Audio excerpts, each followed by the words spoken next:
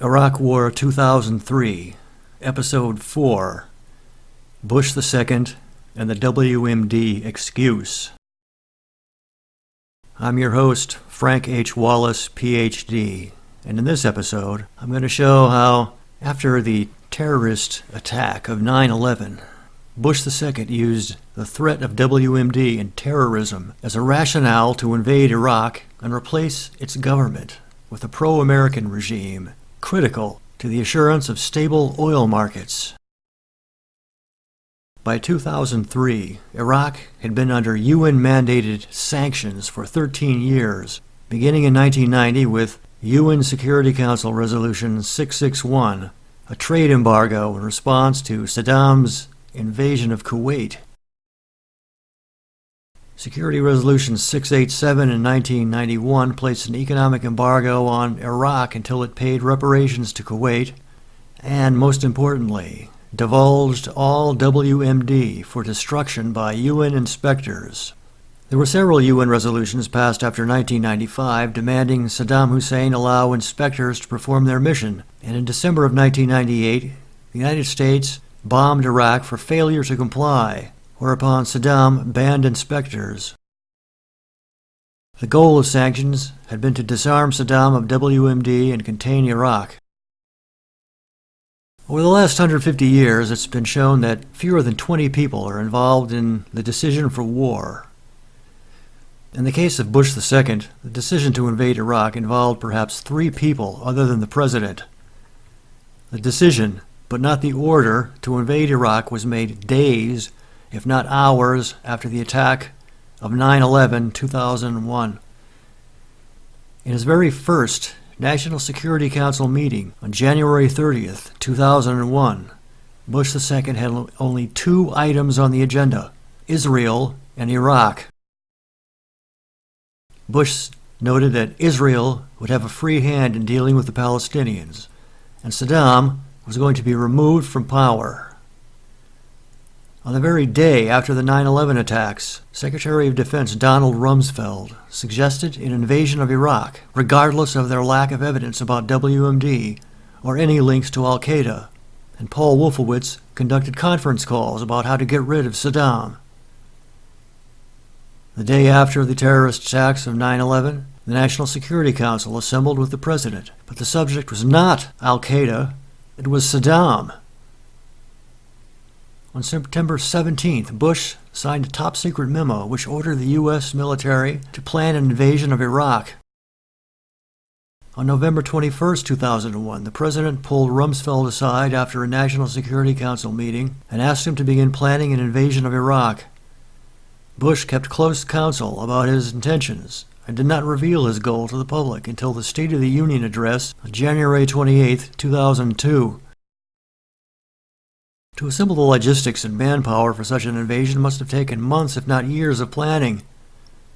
Vice President Dick Cheney's recent employer, Halliburton, secured a contract for its KBR unit to provide housing for approximately 100,000 soldiers in Iraq in December 2001, a year and a half before the actual invasion.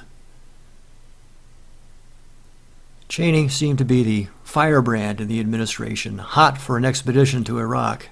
Before either man had taken the oath of office in January 2001, Cheney pressed the transition team to make Iraq topic A for Bush II. And after 9/11, Cheney believed Saddam and Al-Qaeda were intimately connected, apparently on the basis of intuition. He would carry these beliefs forward into his unofficial role as Bush II's designated intelligence specialist on Iraq.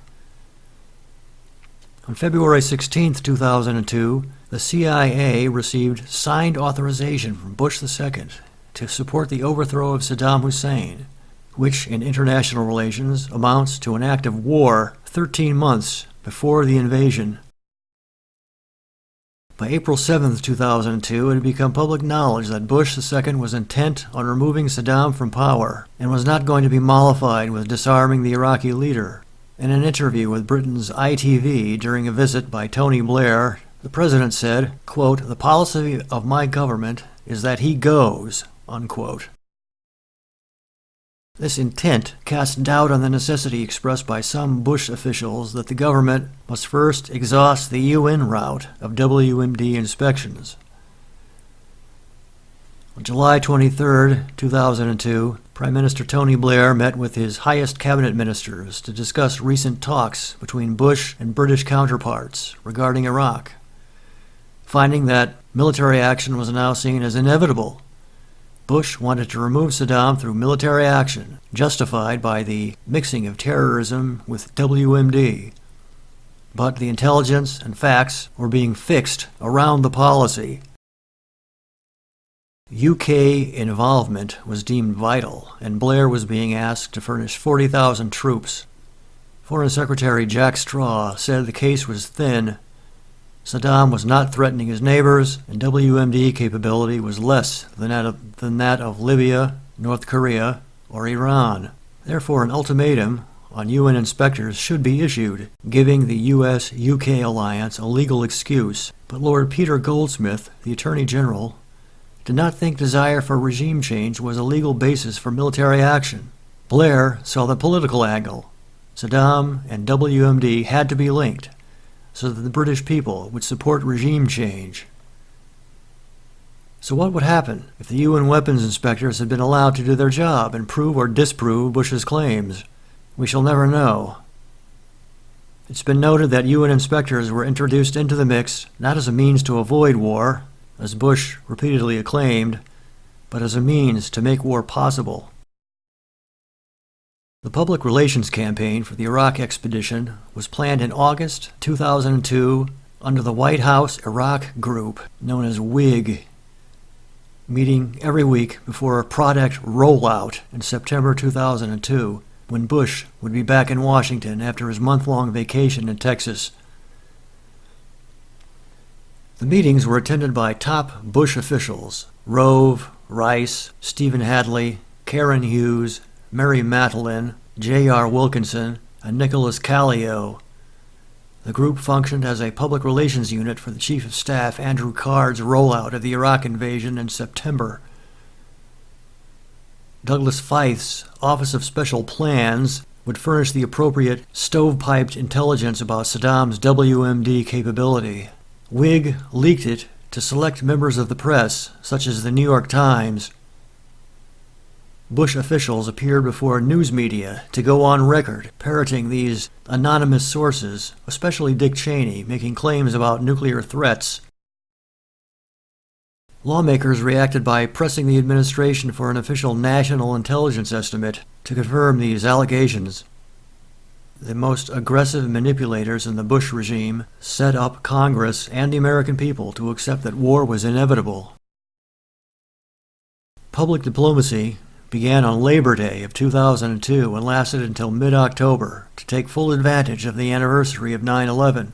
Under prompting by Colin Powell, Bush II reluctantly went along with the ploy of making the UN a focal point of the crisis. But we know that secretly Bush had made a deal with Tony Blair that come what may out of the UN, they would both attack Saddam Hussein. The press accepted the media campaign without question. Unable to corroborate the WMD al-Qaida nexus, press could only mouth an administration line. By late October 2002, the public seemed convinced. Bush officials denied oil was at the root of the drive to topple Saddam Hussein.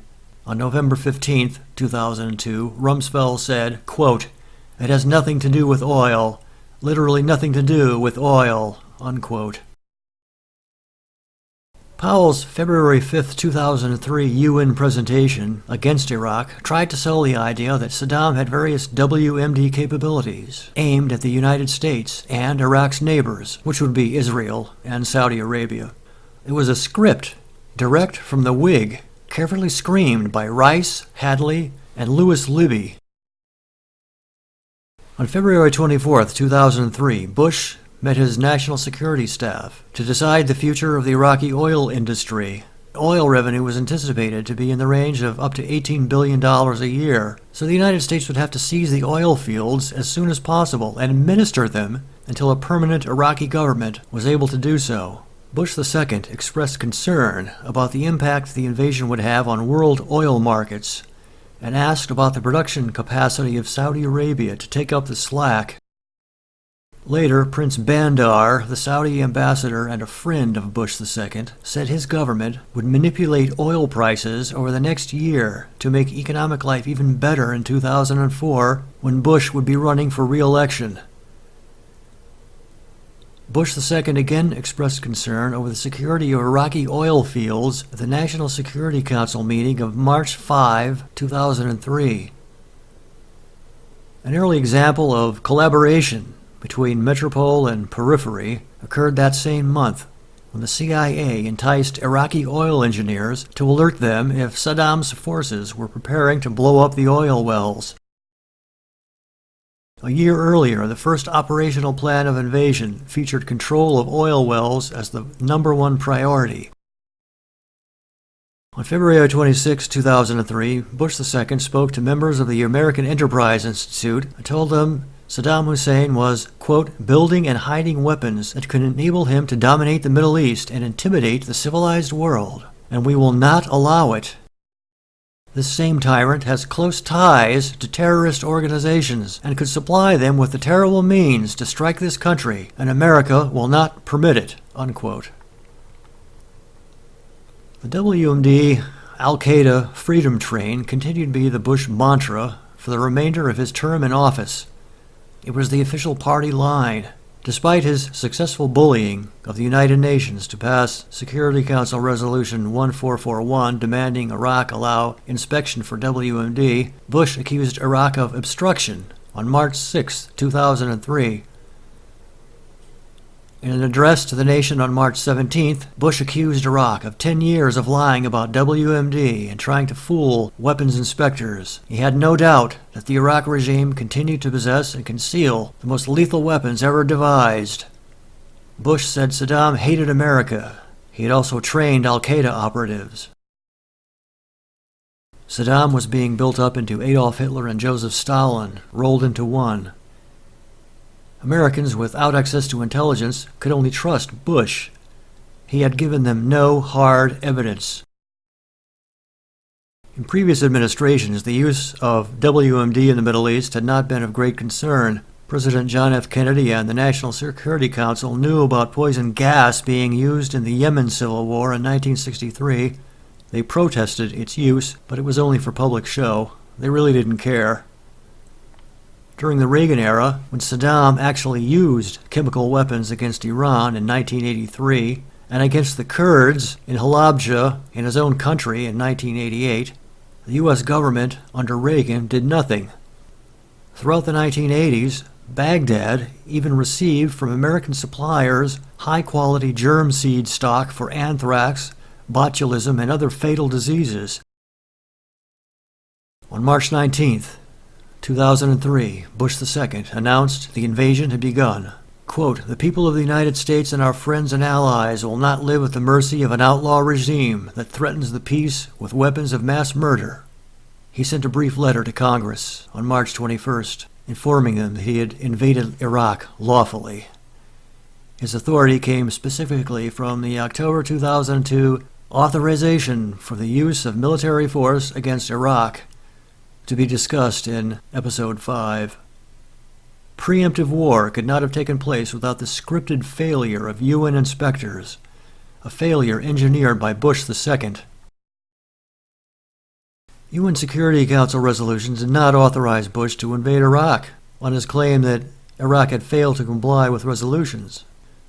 In comparison, Israel had refused to comply with Security Council resolutions for 35 years, and yet no one suggested that states had the unilateral right to attack Israel. The same could be said about Israeli and U.S. government possessions of WMD.